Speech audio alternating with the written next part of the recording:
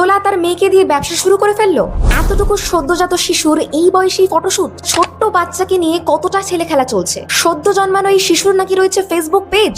না, কথাগুলো কিন্তু আমার নয়, কথাগুলো বলছে দোলাদির কিছু সংখ্যক অডিয়েন্স। ইতিমধ্যেই দোলাদি একটি পোস্ট শেয়ার করে, সেখানে তিনি জানান যে এত নেগেটিভ কমেন্ট কেন, তার মেয়েকে নিয়ে সে ব্যবসা শুরু করেছে, তার মেয়েকে কেন এতটুকু বয়সে ফটোশুট করিয়েছে, তার মেয়ের কেন ফেসবুক পেজ রেখেছে, কেন এত প্রশ্ন। আচ্ছা বলুন তো, একজন মায়ের থেকে কি তার সন্তানের ভালো আর কেউ চাইতে পারে? দোলাদিও তার রিসেন্ট ভিডিওতে তাই বলেছে যে একজন মা কি তার সন্তানকে নিয়ে কেয়ারলেস হতে পারে। তাদের ভিডিওতে স্পষ্ট বলেন যে তার পরিবার রয়েছে, তার বাবা মা রয়েছে, সকলে রয়েছে একজন সন্তানের ভালো চাওয়ার জন্য। আপনারা এত নেগেটিভ কমেন্ট করবেন না। অন্ততপক্ষে একটা সদ্য ফুলের মতো শিশুকে নিয়ে তো এমন মন্তব্য করবেন। একটা ছোট্ট ফুলের মতো শিশু, তার ফটোশুট করা হয়েছে, তার সুন্দর সুন্দর ছবি প্রকাশ্যে এসেছে।